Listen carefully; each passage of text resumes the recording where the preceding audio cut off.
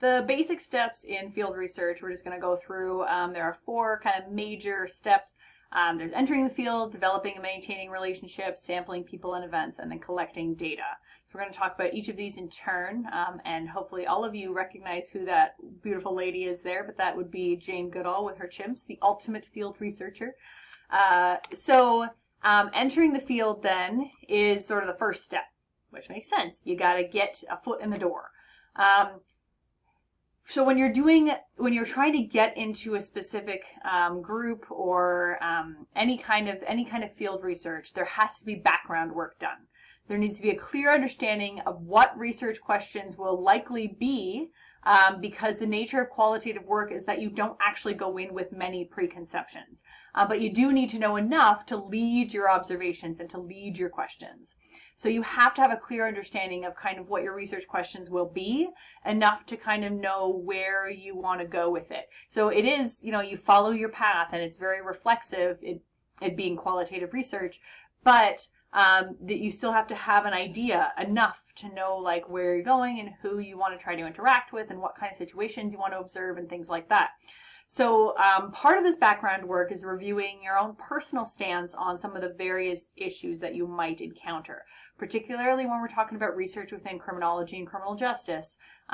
There are some questionable situations you may find yourself in if you're conducting field research, and you have to know where your line is before you enter the field. So you have to know, if I'm going to be conducting gang research, I know I'm going to, I'm going to participate in these kinds of activities. I'll, go with them on their drive arounds and their patrols of their turfs and things like that.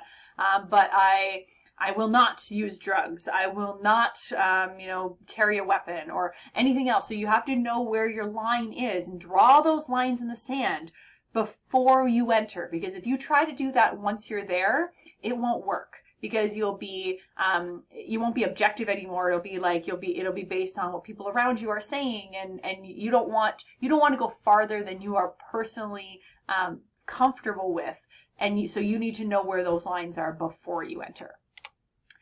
So another part of entering the field is that you have to develop some trust with at least one group member of whatever group you're trying to enter. So this person can be a valuable informant throughout. So, and it depends on whether you're doing covert research or sort of more participant and observer type research, but it's helpful to have somebody who trusts you. And so sometimes this means that you don't necessarily have to lie, but you might kind of have to if you're doing covert research. So you have to pretend you're somebody who you're not, if you're trying to get in there without people realizing that you're there to conduct research. But even if you're going in and everybody knows you're a researcher, it's still good to have sort of somebody that will vouch for you and say, oh, no, like this isn't a cop or a narc or whatever, and they just want information. They want to tell our story. And so it can be good to have that before you get in there so that you have at least one person on your side. So then once you're kind of starting to enter the group, then you're going to be working on developing and maintaining those relationships throughout the study. So first of all, you need a plausible and honest explanation for you and your study. So this means that people are going to be asking you why you're there, especially if they know you're there as a researcher. They're going to be like, well, why do you care about us? Why are you asking us all these questions? So you have to make sure you have something that going in, you know how you're going to describe your study and their role in it. You want to maintain that support of those key individuals. So like those people that helped you get your foot in the door in the first place, you need to maintain their support and make sure that you do that. And that's not always easy.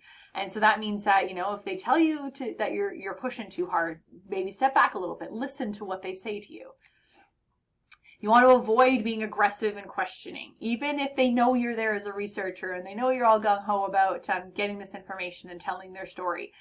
You don't want to pepper people with questions. They'll just shut down. Anybody, it doesn't matter if you're talking to gang members or CEOs, you pepper them with questions, they shut down.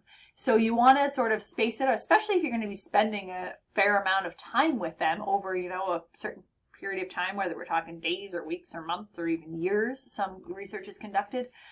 So you want to sort of just space it out a little bit. You can ask questions, especially if they know you're there as a researcher. If you're there covertly, you have to kind of ask questions in a different way so that they don't realize that you're gathering data. But either way, you have to make sure you're not being too aggressive in questioning. You want to avoid faking similarity with your participants, because if you are like, oh, I totally know how you feel, and they're like, no, you don't, then they're not going to trust you. But if you're like, I really want to understand why you feel that way, then that can kind of get you that same information without pretending that you know what they're going through or that you know what it's like. So if you're doing covert research, you might have to sort of fake things to some extent, but you still don't want to pretend that you know what they're going through when you don't.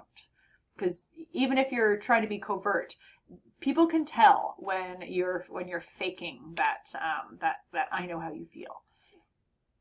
You want to also avoid giving and receiving money or gifts, because this can create some tensions, and this can create that idea of reciprocity where, well, you gave me this, so now you have to give me, so, I give you this, so now you have to give me something. You want to avoid that.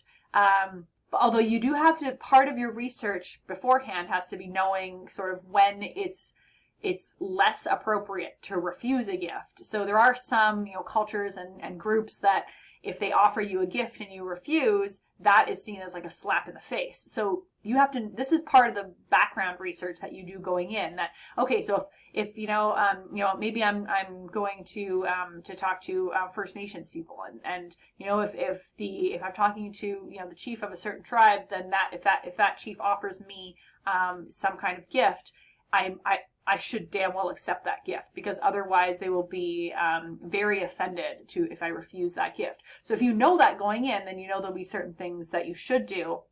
But sort of in general, unless there is like a specific cultural stipulation like that, or sort of a group specific expectation, in the general rule is that avoid giving people money or gifts and avoid taking money or gifts, because you don't want that reciprocity to exist, and because then that creates an unequal balance, and you want to avoid that.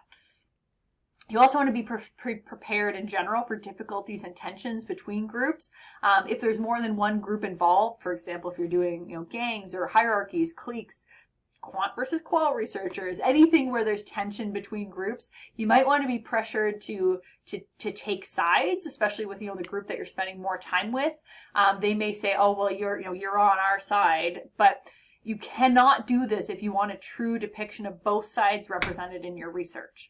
So if you want a truly objective evaluation of this group or sort of this world, then you can't take sides, and you have to know that going in. So when you're sampling people at events, field research, it's usually not probability sampling. So we know that it's not going to be, you're not going to randomly choose the groups or events that you are observing. But there are sort of some major strategies in how people can get the right sample to answer the question that they want when we're talking about field research. Snowball sampling, majorly useful one. This is where you get in with one person, you get that first initial foot in the door, and then they introduce you to 2 or 3 other people, and then those people introduce you to 2 or 3 other people, and then, like it sounds, it snowballs. And that's kind of how you can get the right people. And that's really useful for really hard to reach groups. So something like street level prostitutes might be a good one, or even more so the elite sort of high class escorts. Those are even more difficult to sort of know who they are without being in that world. So that might be somebody that you know one person, you get that first initial contact, and then they trust you, and then they can then introduce you and vouch for you for the other people, and then they can sort of, it snowballs that way. Another sampling strategy is what's called theoretical sampling. And this is where the researcher learns of some important processes while they're doing data collection, and they have to make certain to sample enough people to investigate that fully. So, you find out about something in particular, about some subgroup within the group. And so they have this whole different way of viewing things, or maybe it's like a hierarchical system. And so within that hierarchy, you have to make sure that, oh, well, I can't just be talking to the people at the top or the people at the bottom. I need to talk to people from every level, including the people in the middle. And so that theoretical sampling is making sure that you are sampling enough of the groups to get that full picture. And then there's also called experience sampling method, and this is where you look at like experiences, thoughts, and feelings of a number of people are randomly sampled as they go about their daily activities. So kind of one way this kind of used to be done is when we had pagers. People would use pagers, but we don't have that anymore, typically. But if you've got like your phone or something, it'll be, you have your participants and they'll like randomly get a ding on like an app on their phone or something, and it says, "What are you doing right now?" And so then they'll be like, oh, well, right now I'm hanging out at the bistro with, these two people, and we're having coffee and we're talking about this. And so the experience sampling method is kind of the most random way you can do field research, in the sense that if you are not with the people at all the time, at least, and to make it so that you can be like, I have all these group members and I'm randomly texting them or messaging them through some app or something to let them know, like, I want to know what you're doing right now. And it's random as to what time of day and random as to who gets a message when and how many times a day. And they just basically fill out like a little like, oh, here's what I'm doing. So that's kind of an interesting way to add an element of randomness to something that is usually not very random when we're talking about sampling. And so then the last kind of major thing we have to think about in terms of field research, the step is collecting data. So how do you collect data? And when we're talking about field research, this basically means taking notes. Because field notes are going to be the primary recording method when there's field research being conducted. Typically, it's too disruptive to take complete notes when you're in the field. So, if something is happening and you're at an event or you're doing something with your group members, you typically can't be taking your full complete notes. So typically jottings are what are used in the field. And so this is where you jot down brief something that is going to jog your memory as to what you were doing, maybe what time it was and where you were, and then just sort of briefly what was happening, just to jog your own memory while the observations are happening. And then later, you convert those jottings into the more complete notes. And this is typically something that you want to do within 24 hours so that you remember the specifics. But this is where you want complete, detailed, true to what was observed and heard. So this is your more complete notes that are going to be then compiled later for the analyses and the final distribution of the results. So writing notes takes as long as making the observations, sometimes longer. So you have to set aside time for this if you're doing field research, to know that, okay, I'm going to be observing this big event, and the event is maybe like an hour, and it might take me 2 or 3 hours to compile my full notes after the fact, because you want to write about like everything. You want to write about how many people were there? What were you doing? What was the weather like? What time was it? What was the general feel and mood of the group? What was the sequence of events that led up to something? And not only that, but you also want to note your own feelings and thoughts while you were observing, because if, for example, you are in a bad mood about something, then that's not going to be maybe what you observed at the time might be a little bit tainted. Or if you were super happy because you just got great news, that also might taint it in the opposite direction. So you have to be sort of taking notes of just, I was having a great day, or I was having an awful day, or I was really anxious, or this really scared me, or anything like that. That's part of the observation process.